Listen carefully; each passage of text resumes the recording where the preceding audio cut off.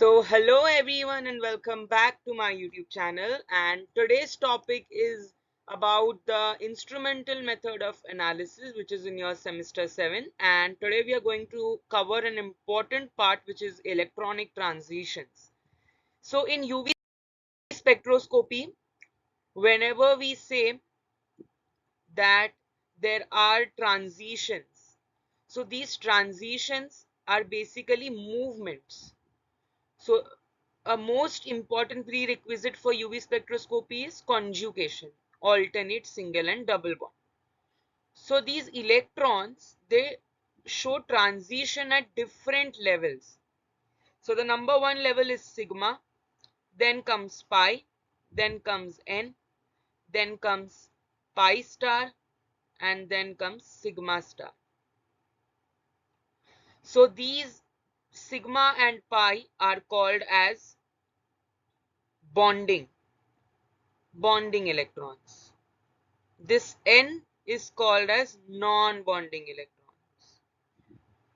And this sigma star and pi star are called as anti-bonding electrons.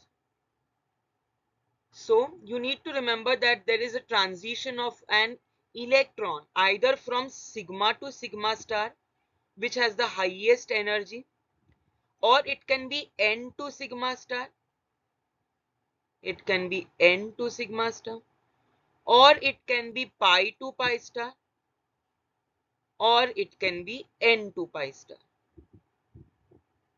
N to pi star.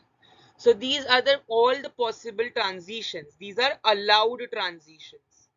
There are other transitions as well, like from pi to sigma star and all, but those are forbidden. Those are called as forbidden transitions. So they are not of much importance. So here you can see that there is a energy transition and the change in the energy. So the sigma to sigma star transition has the highest energy. Then comes N to sigma star. Then comes pi to pi star. And then comes N to pi star. So this sigma to sigma star, there is no conjugation. There is no double bond involved. That means it is between single bond only. In N to sigma star, there is one non-bonding electron involved. Either it can be a heteroatom like oxygen, sulfur, nitrogen. In pi to pi star, there is involvement of a double bond. And in N to pi star, there is an involvement of a double bond as well as a heteroatom. So this is a basic thing that you must know. What are the different types of transitions? What are the different energy levels? Next up is the forbidden transitions. The forbidden transition is basically N to pi star, and the allowed transition is basically pi to pi star. So this pi to pi star is very, very important because it gives a high intensity of the band, while the N to pi star gives a low intensity of a band. The pi to pi star has ability to show a bathochromic shift or a red shift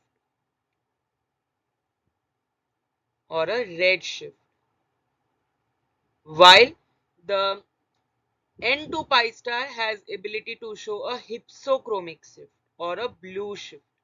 So I'm writing also in blue so that you can remember and recollect it. It shows a hypsochromic shift or a blue shift. Now what are these shifts?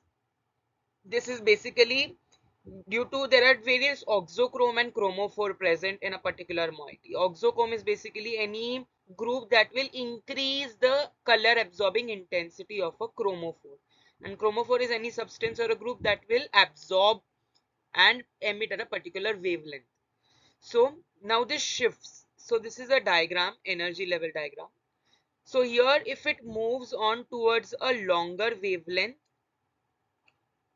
on x-axis you have wavelength and on y-axis you have intensity.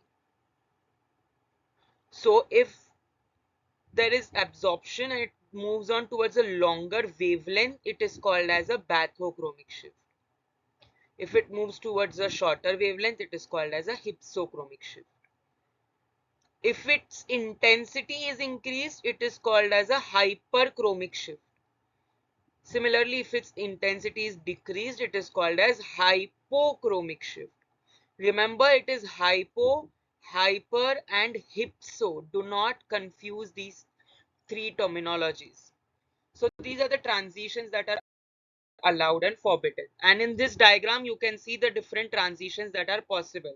The highest energy is in sigma to sigma star. Then the second highest energy is with n to sigma star, because it has to travel a longer distance. See the distance, no? From here sigma to here sigma star. The distance is quite much. And then over here, pi to pi star. So this is the third one. And then n to pi star, the lowest energy. So here you can see energy is plotted and here is the transition. So from this diagram you can easily make out. Now here in this image, this is very important image because it is going to affect your answer. So if it comes, write a short note on transitions. So in the last year's question paper, this question had appeared. So firstly, you need to write about the four types of transitions: sigma to sigma star, n to sigma star, pi to pi star, and n to pi star. Then you need to write about the absorbance maxima, the range in which it falls. So here it shows at around far UV wavelength, around 125 nanometer.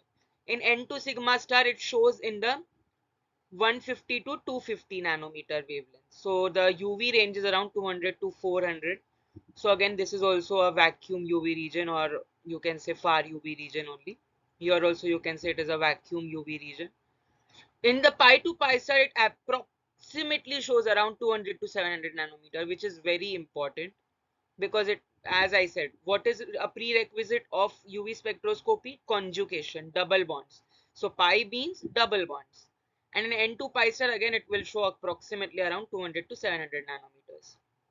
Now here, an electron is a bonding s orbital is excited to the corresponding anti-bonding electron. So sigma is a bonding and sigma star is an anti-bonding. So electron, there is excitation from normal ground state to the excited state, that is bonding to anti-bonding. Here there are saturated compounds along with lone pairs, that is a heteroatom. So saturated compound with a lone pair. In the pi to pi star, there is a conjugation, there is a double bond involved. While in N2 pi star, there is a double bond as well as a lone pair of electrons or n electrons. The fourth point states that the absorption maxima due to these transitions are usually not typical. This is not typical in UV spectra, sigma to sigma star, because the range is quite low. These transitions usually require lesser energy, of course, but they are also not so typical into sigma star. Pi to pi star are very typical transitions that are involved, and n to pi star is again very important and typical one. Now pi to pi, there are no bands shown in sigma to sigma star and n to sigma star transition, but in pi to pi star transition there are k band which is shown, and in n to pi star there is r band shown. Now there are four bands: k band, r band, e band, b band. These are usually not in your syllabus, so we will not discuss much in detail, but just remember B is benzenoid band, E is ethylenic band, K is a conjugated band. So these are the different bands that are formed. KREB, Krebs. You can remember it as Krebs. You would have studied about the Krebs cycle in biochemistry. So just remember these are the four types of bands that are in UV. K stands for conjugation, R stands for radical, E stands for ethylenic, and B stands for benzenoid. Next up is, if you want a solvent, if you are choosing for a solvent with a particular cutoff wavelength. Cutoff wavelength is very important while selection of a solvent. So N to sigma star, those molecules that show N to sigma star are particularly preferred as solvents. And here in pi to pi star, the longer wavelength is seen. So there is shift of absorption maxima. What will you write? Shift in the absorption maxima. This shift is called as bathochromic shift or red shift towards a longer wavelength, as I mentioned before. When N to pi star, it will move towards a shorter wavelength. Remember this difference of longer wavelength here and here shorter wavelength. So hypsochromic shift, there will be a hypsochromic shift seen. And these are the examples. Sigma to sigma star is seen in methane. N to sigma star is seen in any compound with a heteroatom saturated. Pi to pi star is usually seen in alkenes, and they act as a chromophore. Very important.